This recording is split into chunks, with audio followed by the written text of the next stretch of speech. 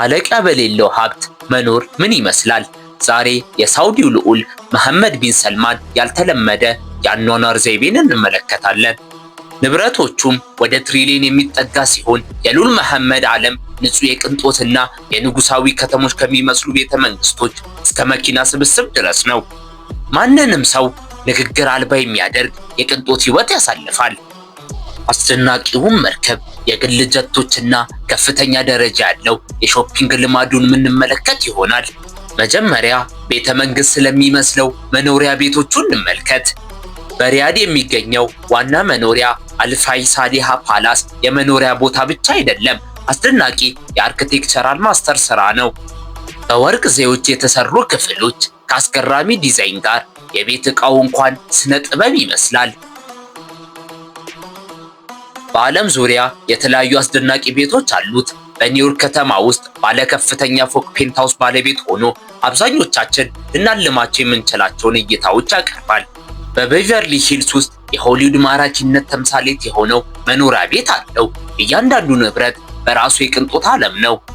የሳውዲው ልዑል መሐመድ ቢን ሰልማን ሻቶ ሉዊስ ዘ14 በ320 ሚሊዮን ዶላር ገዛ። በሉቭሲየንስ ፈረንሳይ የሚገኘው ይህ የቅንጦት ንብረት እስከ ዛሬ ድረስ በጣም ከሚያስደነግጡ የሪል ስቴት ግዢዎች አንዱ እንዲሆን አድርጎታል። ሁሉም በቅርብ ጊዜ ቴክኖሎጂዎች የተሞላ ነው። ሻቶ ሉዊስ ዘ14 ከ50,000 ሄክታር በላይ የሚሸፍን ሲሆን መሐመድ ቢን ሰልማን ከልክ ያለፈ ለቅንጦት ፍቅር እንዳለው የሚያሳይ ሲሆን ከታሪካዊው የቨርሳይ ቤተ መንግስት ትንሽ ርቀት ላይ የሚገኝና የፀሐይ ነገስታትን ዘመን ታላቅ ዘይቤን ለመኮረጅ ዲዛይን የተደረገ ነው። በቅንጦት መኖር ምን ማለት እንደሆነ በሚገልጹ መገልገያዎች ተሞልቷል። 3000 ጠርሙሶችን የሚይዝ ዘመናዊ የወይን ማስቀመጫ፣ የግል ፊልም ቲያትር፣ አንድ ብቻ ሳይሆን 2 ታላላቅ የኳስ አዳራሾችን ያክል፣ በሮችና የቤት ዕቃዎች በወርቅ ተሸፍነዋል። የሚያምር የቤት ውስጥ መዋኛ ገንዳ አለው። የሚያምሩ ምስሎችና የአትክልት ስፍራን የሚያሳይ አስደናቂ 1.2 ማይል ግቢ አለው። እንደ ቨርሳይ ግርማ ሞገስ ያለው እንዲሆን ተደርጎ ነው የተሰራው። አራራራራራ ስለ ሀብታሞች ብቻ እያወራው ቀረው። እስኪ ጋይስ ሰብስክራይብ አድርጉኝ። ይመቻችሁ። የልዑል መሐመድ ቢን ሰልማን የመኪናው ስብስብ ትልቅ ብቻ ሳይሆን በዓለም ላይ በጣም በሚፈለጉ ተሽከርካሪዎች ተሞልቷል። እንደ ሮልስ ሮይስ፣ ቤንትሌ እና ላምበርጊኒ። ጋራዥ ውስጥ ያለው እያንዳንዱ መኪና ውበትና ፍጥነት አለው። እንከን የለሽ በሆነ ሁኔታ ውስጥ ነው የሚቆየው። በማንኛውም ጊዜ መውጣት ሲፈልግ ዝግጁ የሆነ የቅርብ ጊዜ ሞዴል መኪኖች አሉት። አንዳንዶቹ ለሱ ብቻ የተሰሩ ናቸው። በሚያምር የስፖርት መኪና ውስጥ እየተንቀሳቀሰ ወይም በታላቅ የቅንጦት ሴዳን ሲሄድ መኪኖቹ የሱን ሁኔታና ፍቅር ያንጸባርቃሉ።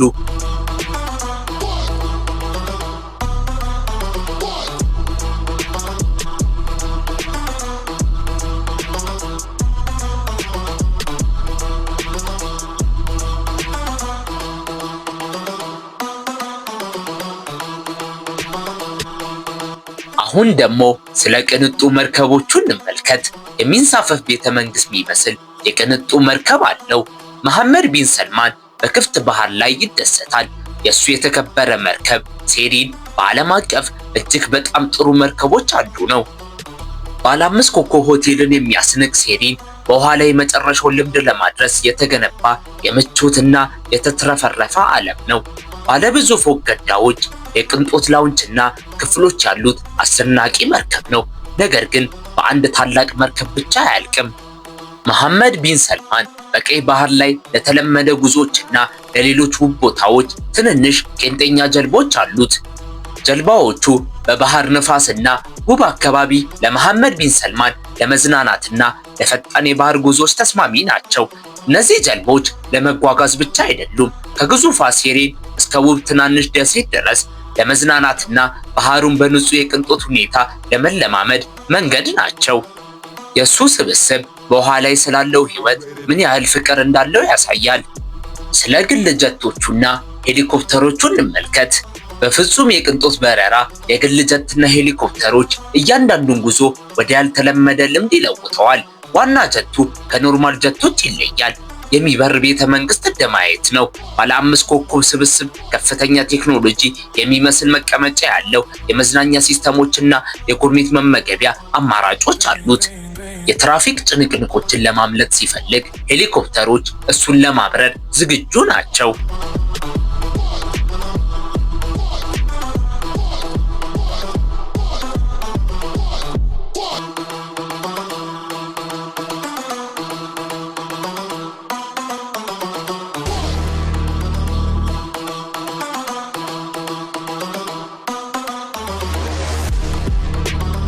አስባችሁ ታውቃላችሁ? ግን በማያልቅ ገንዘብ ሾፒንግ መውጣት። ለልዑል መሐመድ ቢን ሰልማን ሾፒንግ ሁሉም ነገር ስለ ስታይል ነው። በምርጥ ምርጫው የሚታወቀው ሰልማን ወደ የትኛውም ሱቅ ዝም ብሎ አይገባም። የዓለም ከፍተኛ ዲዛይነር ያለበት ቡቲኮች እና ከፍተኛ ደረጃ ያላቸው ፋሽን ቤቶች ጋር ነው የሚሄደው። ለሱ ብቻ ተብሎ የተሰሩ ከስተም ሜድ ልብሶችን ይለብሳል።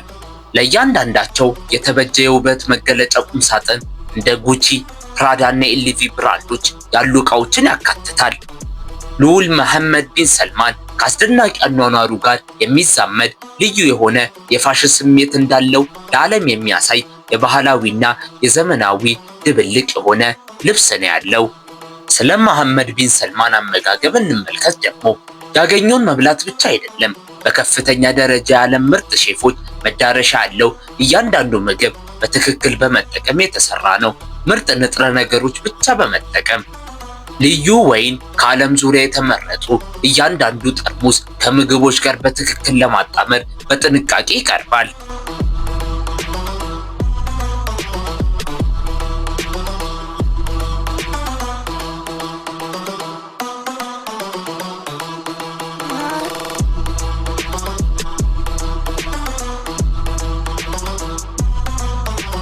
አንድ ትሪሊየነር ልዑል ምን አይነት አርት ወርክ ወይም ፔንት ሊገዛ ይችላል?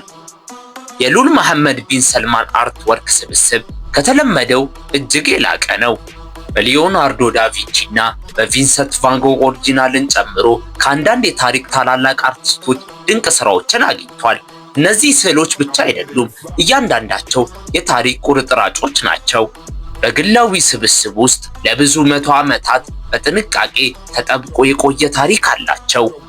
ልዑል መሐመድ ቢን ሰልማን ብርቅዬ ቅርሶችና ታሪካዊ ዕቃዎችን ይፈልጋል። ለስብስቡ ከጥንታዊ ቅርሶች እስከ ልዩ ባህላዊ ጠቀሜታዎችን ይጨምራል። እያንዳንዱ የራሱ የሆነ ልዩ ታሪክና ትሩፋት ለሱ ይሸከማል። ይህ ሀብትን ማሳየት ብቻ ሳይሆን ቅርሶችን ማክበርና በታሪክ የበለጸገ ስብስብ መገንባት ለጥበብ፣ ለውበት ታሪክና ለባህል ጥልቅ አድናቆትን ያንጸባርቃሉ። ይህ ቪዲዮ ከተመቻችሁ ላይክ፣ ሼር እና ሰብስክራይብ ማድረግ እንዳይረሳ። ሁላችሁም ባላችሁበት ቦታ ምችት ይበላችሁ።